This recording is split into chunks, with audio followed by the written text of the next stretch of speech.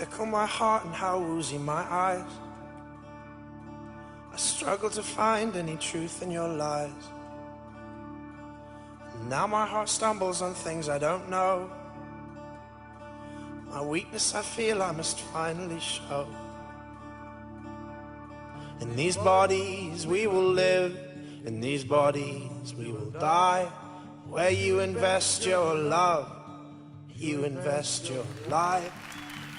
Yes, we were made to meet our Maker, and that is the message of Easter, because Easter is all about God kicking off, jump-starting the renewal of all things. Awake my soul. Awake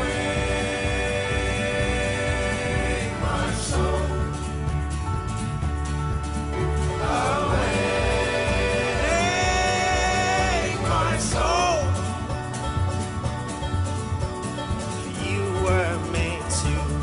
Your maker.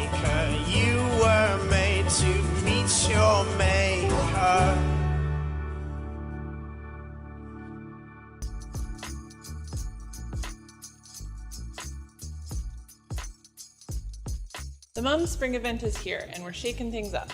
Tuesday, April 25th from 7 to 9 p.m. is our very first Lakeview Ladies Trivia Night. Everyone is welcome, ladies who call Lakeview home and even those who don't. You can come on your own and join a table, or bring a bunch of trivia buffs with you to kind of throw the game.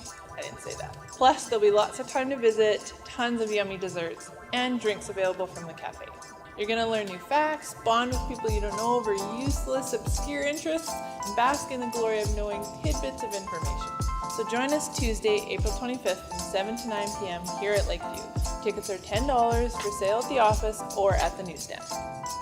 Mother's Day is May the 14th, and so is our baby dedications and baptisms. We have an information night and potluck supper at 6 p.m. on May the 2nd. Spaces are limited, so if you want to sign up, come and see me at the newsstand or email me at nancy@lakeviewchurch.com. Cross Connect is a coffee house for women of all ages and stages to come together to love, grow, and find community here at Lakeview Church.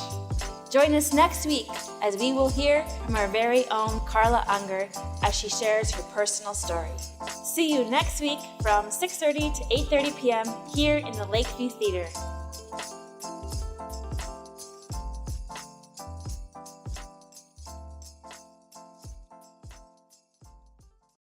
A couple of very, very quick announcements before we get rolling here this morning. Let's just get this out of the way. Any Oilers fans in the room this morning? Anyone?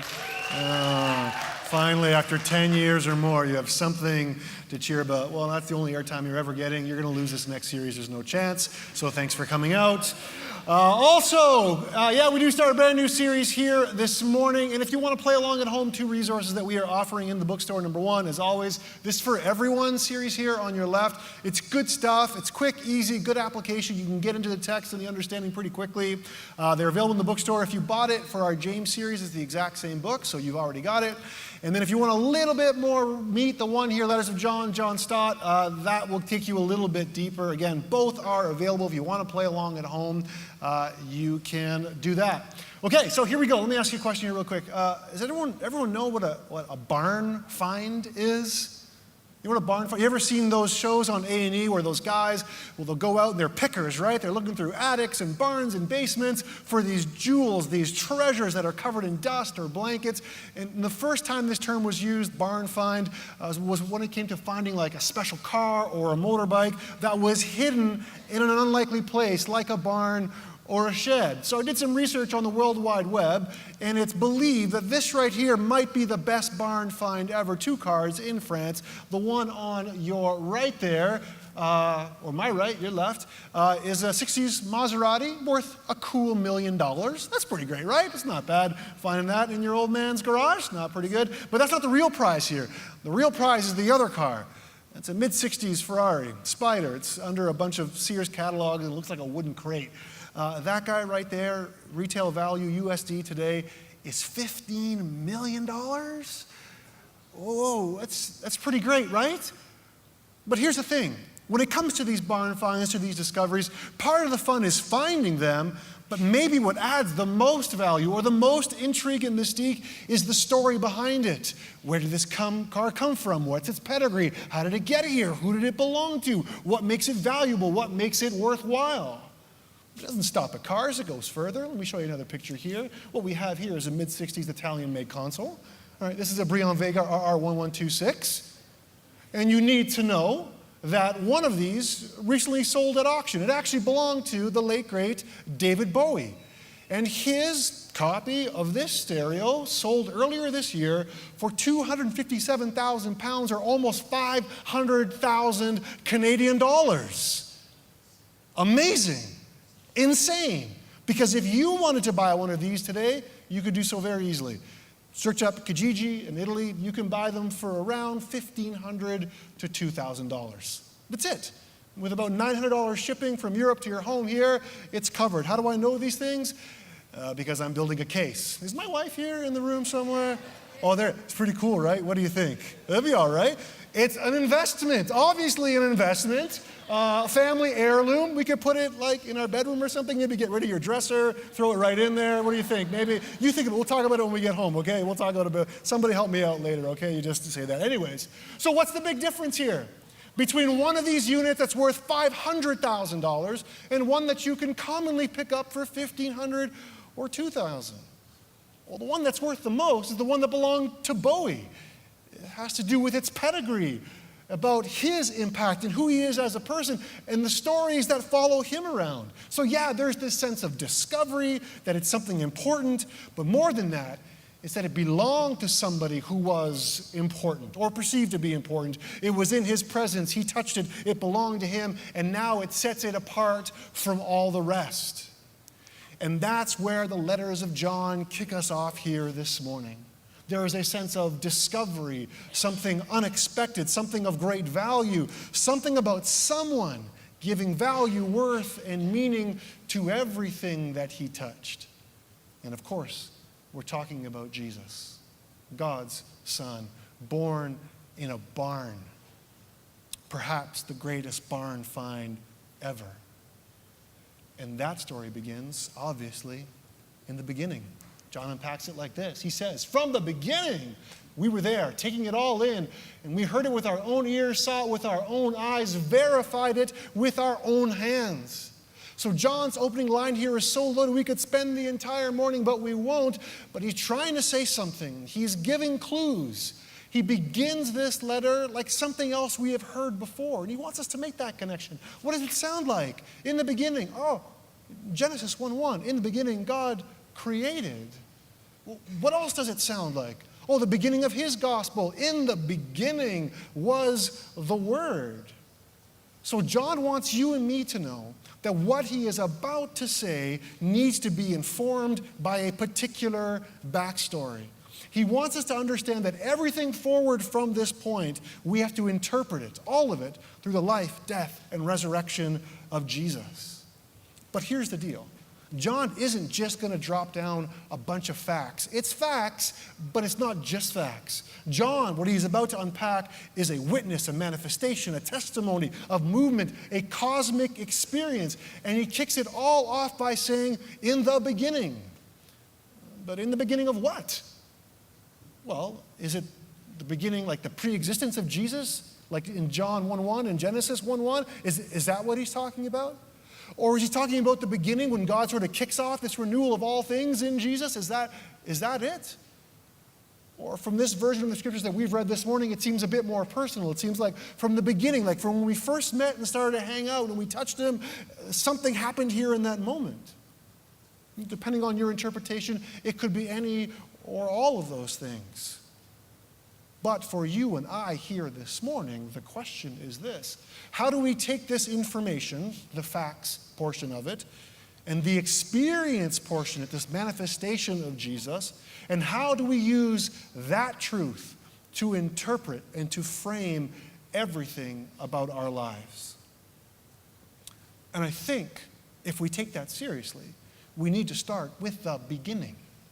And maybe in the beginning is a bit awkward to use, so maybe I'll switch it around a bit and try to understand it like this. What if we more said it like, well, before you were born, before you were hurt, before you messed up, before you got sick, before all the craziness and calamities that this world has dealt, and before all the craziness and calamities that are on its way, before any and all of that, Jesus, simply Jesus, full stop. From before anything, Jesus is. And that sets the frame and the tone for everything that follows, including the story where the Creator himself transcends his own creation. John continues and explains it like this, not like that, like this. The Word of life appeared right before our eyes. We saw it happen. And now we're telling you in most sober prose that what we witnessed was incredibly this. The infinite life of God himself took shape before us.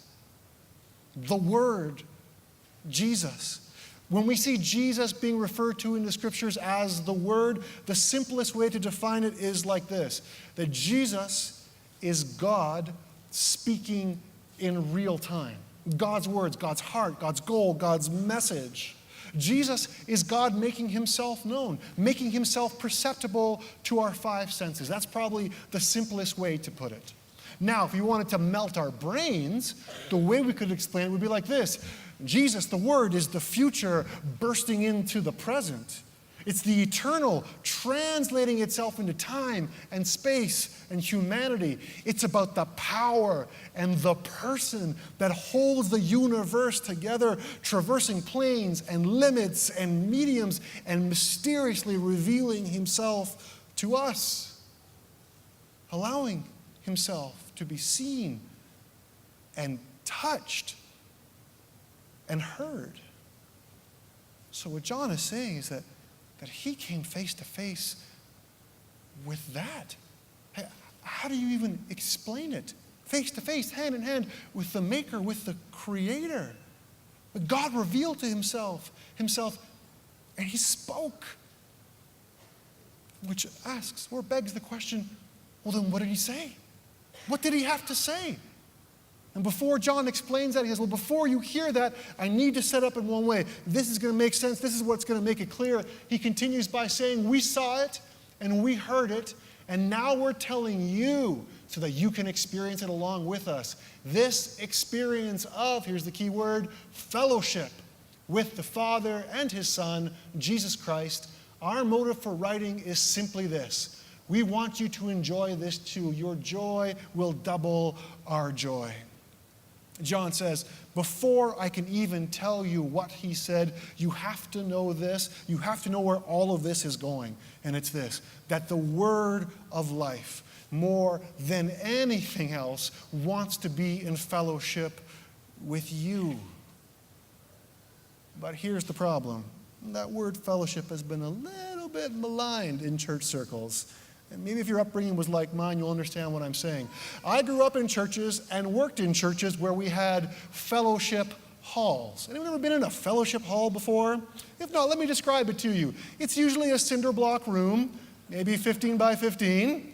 The walls are painted like pink or like coral or salmon. Sometimes the windows are even painted shut. It's a really classy place. And usually the food that's served during fellowship times are like Tang, stale donuts from the grocery store, you know the kind I'm talking about, or like mystery meat.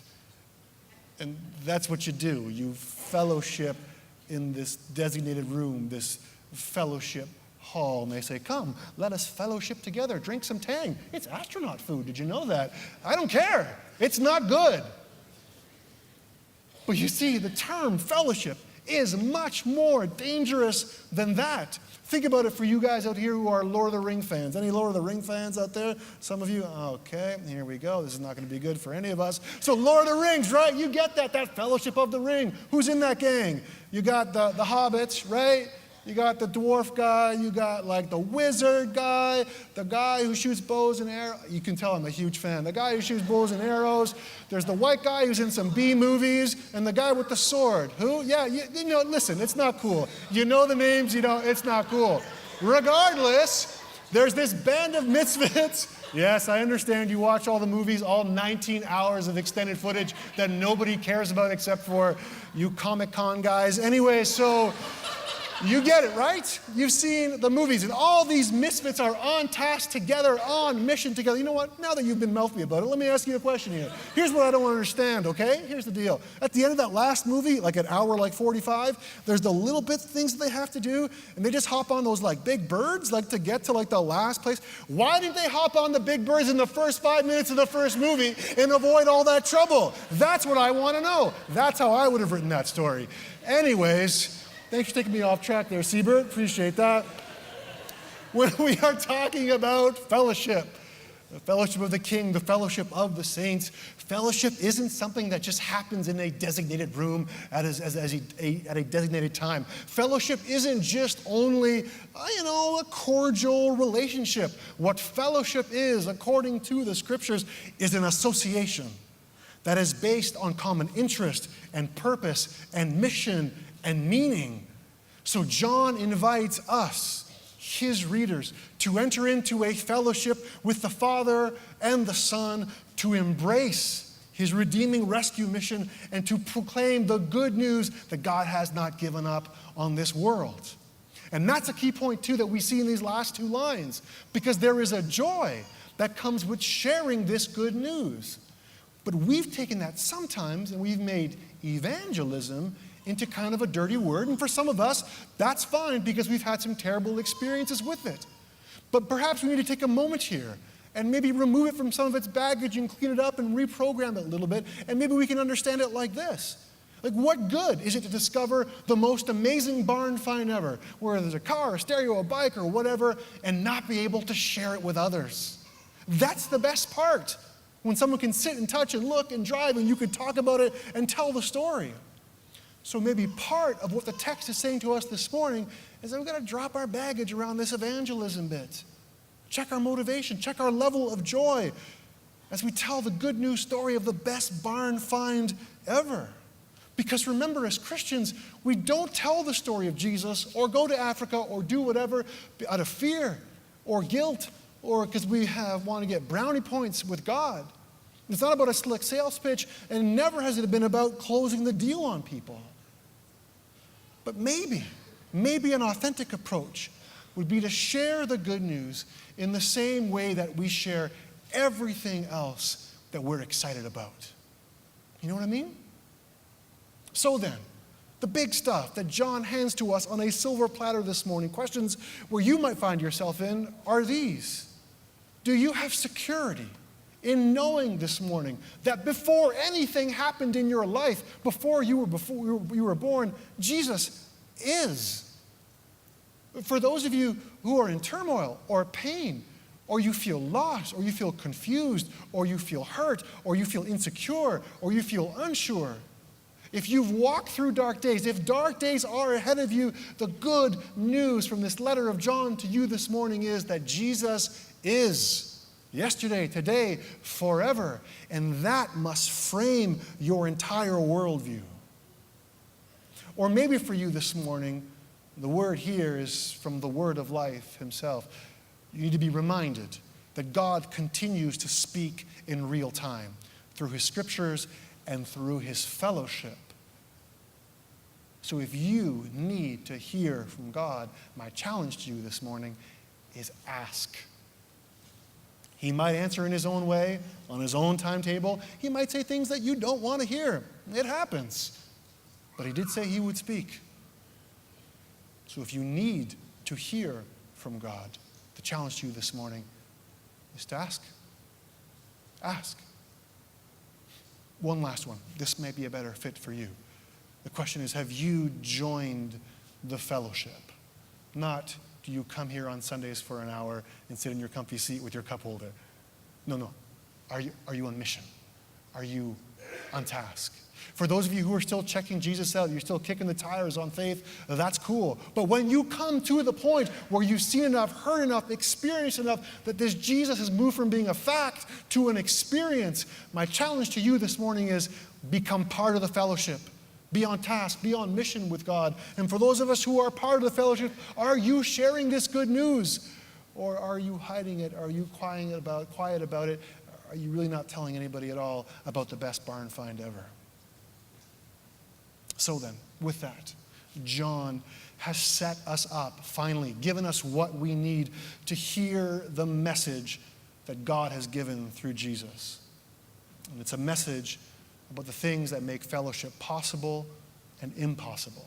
He says it like this, that this is the message we heard from him and declare to you. God is light. In him there is no darkness at all. If we claim to have fellowship with him and yet walk in darkness, we lie. We do not live out the truth. But if we walk in the light, as he is in the light, we have fellowship with one another, and the blood of Jesus, his Son, purifies us from all sin. So before we unpack this part, let me ask you a question. Where were you on the night of August the 14th, 2003? Think back. Some of you weren't even born. Oh my gosh, that's crazy. All right, think back. I know where I was. I was in the dark. Maybe some of you know this story, that on that day, there was a major power grid failure on the eastern side of this country. There was a bug in the system, and because it's August on that part of the world, it is hot and sticky and gross and nasty, so everyone's AC is running 24/7. So there's a bug in the system, all the power is being drained more so than usual, one thing leads to another, and here's the satellite view. Look at that. Big chunk goes black. That's 10 million people in Ontario and 45 million people across 8 U.S. states are left in darkness. For some, it took a few hours to get power back. For some days, for others, over a week. And I remember where I was on that night. I was with a buddy. He'd come into town. We were going to visit together. We were going to go for a coffee, and we're on the way to the coffee shop, and all of a sudden the intersection goes black. That turns into a four-way stop. You know how it worked first, guys, you know what I mean? Take your turn, you do it, so we did. Went to the coffee shop, and they were closing up. Well, why? There's no power. All right, fine, we'll go a bit farther downtown.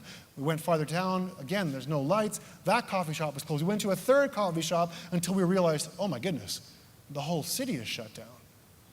But that wasn't the big deal. The big deal was that my buddy was in town because his sister was about to get married on that Saturday. And who was officiating that wedding? This guy. So he would keep me up to date as to what was going on in the house, and one phone call after the other, the poor bride, her heart was breaking. All you bridezillas that are out there, you're going to feel this pain right now. She gets a call from the caterer. I don't think we're going to be able to have food ready for you. There's no power. Get a call from the photographer. I don't think we can come and take pictures. Get a call from the hall. I don't think we can have you in our space unless the power comes back on. And then she finally gets that last phone call that puts the stake through her heart. There's not going to be any wedding cake. We can't make that for you. We're sorry. And this is exactly how John frames his understanding of God as light.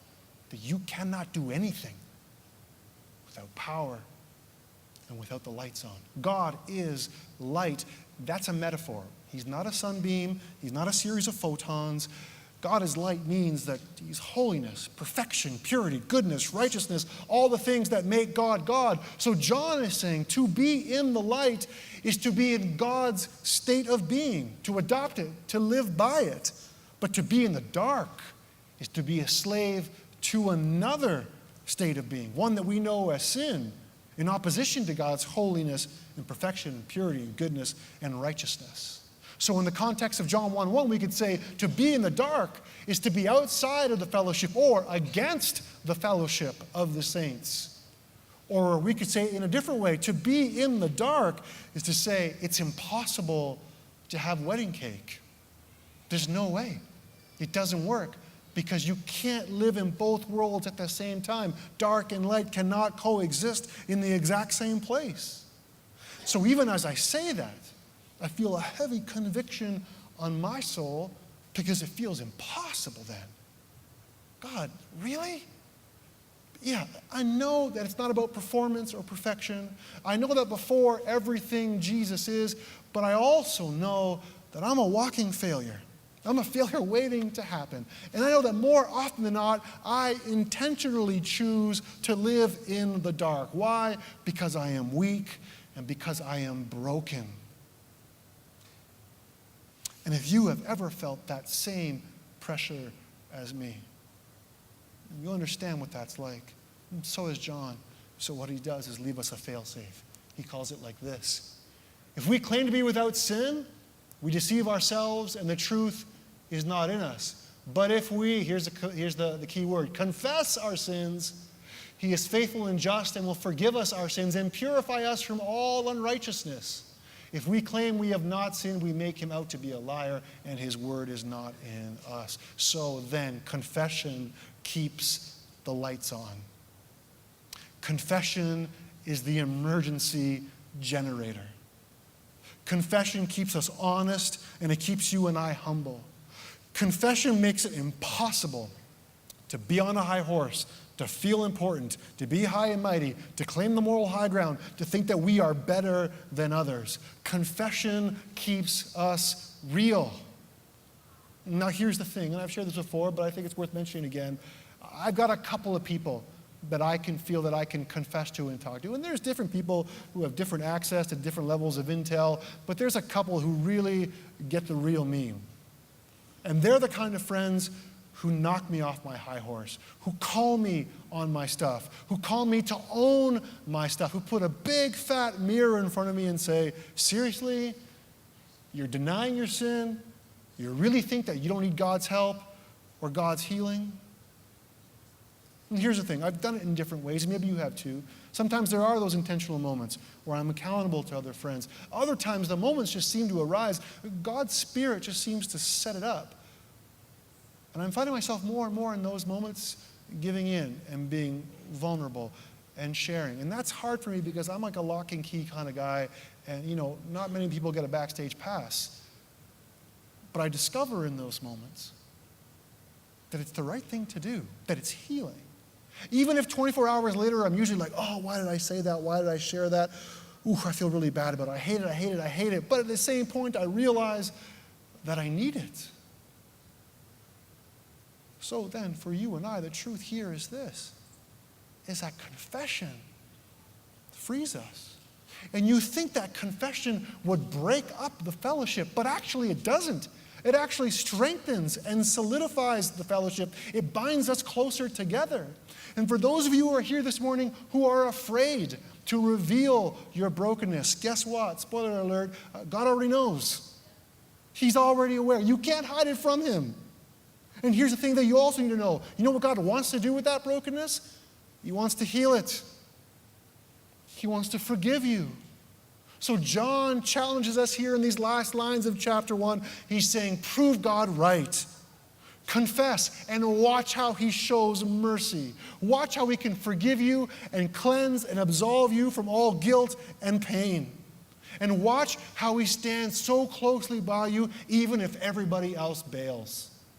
And for me, that's probably the key line of this entire passage.